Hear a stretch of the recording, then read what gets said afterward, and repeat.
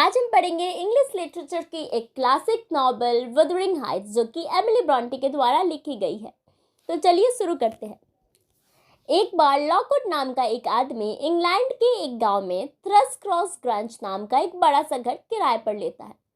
कुछ समय बाद वह अपने लैंडलॉर्ड, जिसका नाम के हेथक्लिफ था, उससे मिलने जाता है।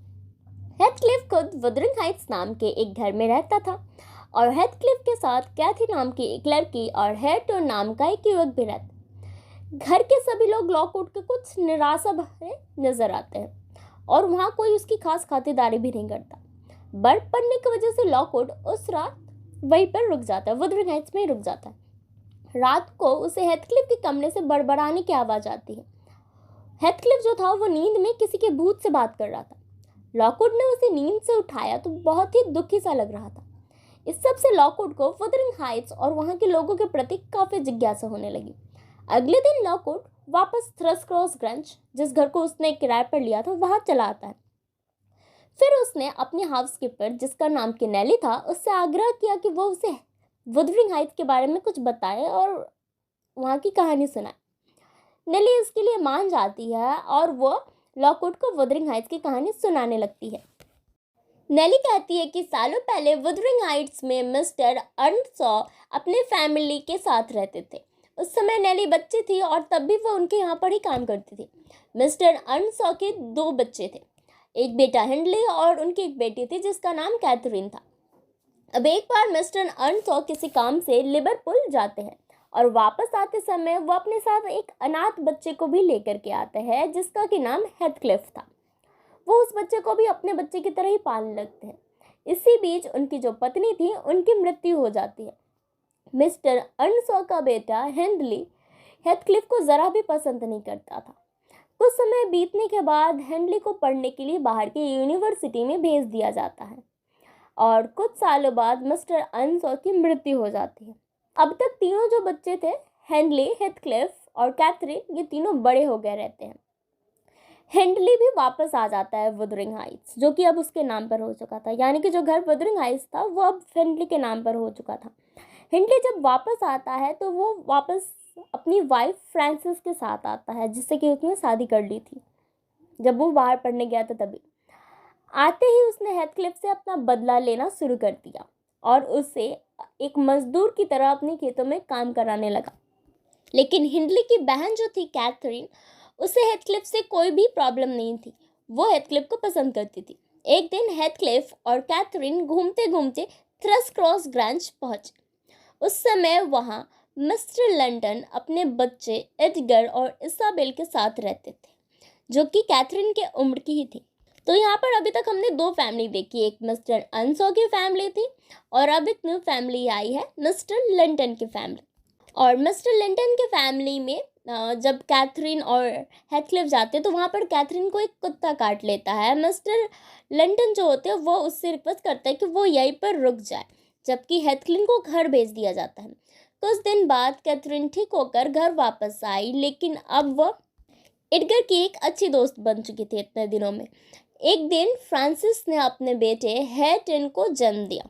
फ्रांसिस यानी कि हेथक्लिफ की वाइफ, इन दोनों ने अपने एक बेटे को जन्म दिया जिसका कि नाम हेयरटन रखा गया। लेकिन इसी दौरान अपने बेटे को जन्म देने के बाद फ्रांसिस की मृत्यु हो जाती है। इससे हिंडली बहुत ही दुखी हो जाता है और वो शराब पीने लगता है और हेथक्लिफ पर भी जुल्म करने लगता है।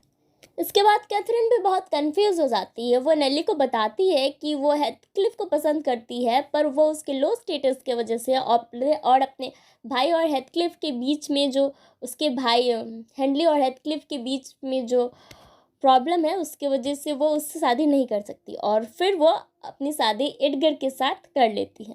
जब हेथक्लिफ को यह पता चलता है तो वो बहुत ही दुखी होता है। उसी रात वो घर से भाग जाता है। उसके जाने के बाद कैथरीन को अपनी भूल का एहसास होता है और वो हेथक्लिफ के जाने के गम की वजह से बीमार हो जाती।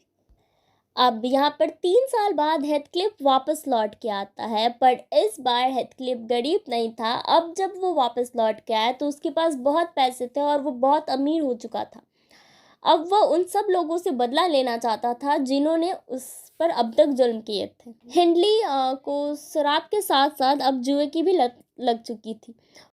जब हेंटली जुए में पैसे हार जाता था तब वो हेथक्लिफ से लोन लेता था और इसके बदले में हेथक्लिफ वुथरिंग हाइट्स को गिरवी रखवा लेता था, जो कि उसका प्लान था क्योंकि वो वुथरिंग हाइट्स को अपने नाम पर करवाना चाहता था।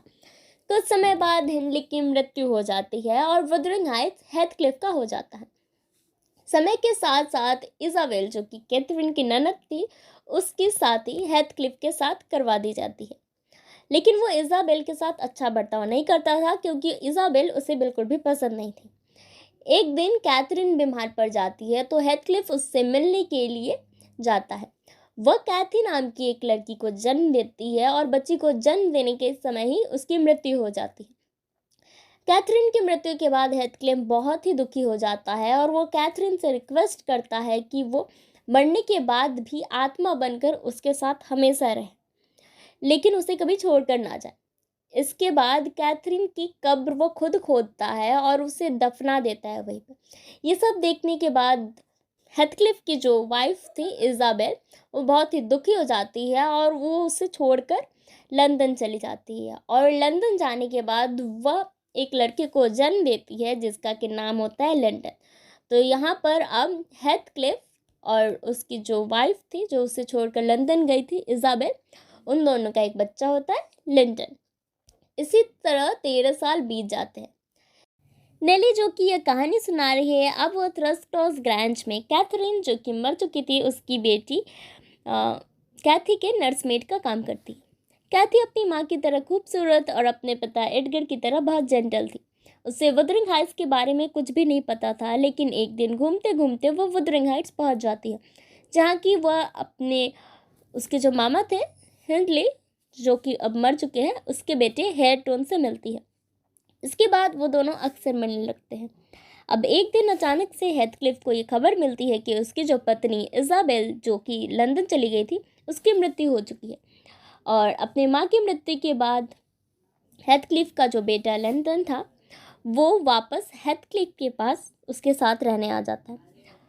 लिंटन शारीरिक रूप से बहुत कमज़ोर था, लेकिन इसके बाद भी हेथक्लिफ उसके ऊपर बहुत जुल्म करता था। ऐसे ही 3 साल बीत जाते हैं। अब एक दिन एडगर बीमार पड़ जाता है तो वह हेथक्लिफ, नेली और कैथी को वुथरिंग हाइट्स बुलाता है। फिर वहाँ उन्हें बंदी बना लेता है और कैथी की जबरन शादी लिंटन से करवा देता है। शादी के बाद एडगर की मृत्यु हो जाती है, लेकिन कुछ दिनों बाद ही लिंटन भी बीमार पड़ जाता है और जिसकी वजह से उसकी भी मृत्यु हो जाती है। और अब थ्रॉसक्रस ग्रैंज हेथक्लिफ का हो चुका था। यहीं पर नेली की कहानी खत्म हो जाती है। इसी समय लॉकवुड ने थ्रॉसक्रस ग्रंज को किराए पर ले रखा है, पर कुछ दिन बाद वो लॉकवुड से बोर हो जाता है और वो वापस थ्रॉसक्रस ग्रंज को छोड़कर लंदन चला जाता है। लेकिन 6 महीने बाद वो वापस नेली से मिलने आता है और नेली उसे इस 6 महीने में क्या क्या हुआ वो बताती है। वुथरिंग हाइट्स में रहते रहते कैथी को शुरू में हेयरटोन ज़्यादा पसंद नहीं था, लेकिन समय के साथ साथ उसने देखा कि उसका नेचर बहुत अच्छा है, तो हेथक्लिफ ने हिंटली से बदला लेने के लिए हेयरटोन की एजुकेशन को रुकवा दिया था। इस वजह से हेयरटोन कम पढ़ा लिखा था, लेकिन कैथी उसे पढ़ाने लगती है और वो दोनों अब बहुत ही अच्छे दोस्त बन चुके थे। और उधर हेथक्लिफ इतने सालों तक कैथरीन को नहीं भुला पाया था और वुथरिंग हाइट्स की हर चीज़ उसे कैथरीन की याद दिलाती थी। उसे लगता था कि कैथरीन भूत बनकर हमेशा उसके आसपास रहती है। वह हमेशा उससे बातें करता रहता था और इसके बाद एक दिन वो पूरी रात ठंड में बाहर कैथरीन के इमेजिनरी भूत के साथ घूमता रहा, जिसकी वजह से उसे बहुत ठंड लग गई और उसकी मृत्यु हो जाती है। और अब वुथरिंग हाइट्स और थ्रॉसक्रस ग्रैंज हेयरटोन और कैथरीन के नाम पर हो गया है और इतने सालों में उन दोनों ने शादी भी कर ली है। यह सब सुनने के बाद लॉकवुड हेथक्लिफ और कैथरीन की ग्रेव्स को विजिट करने चला जाता है और यहीं पर यह नावल ख़त्म होती है। आई होप कि आप लोगों को ये स्टोरी समझ में आ गई होगी। Thank you so much for watching this video. Please like, share and subscribe.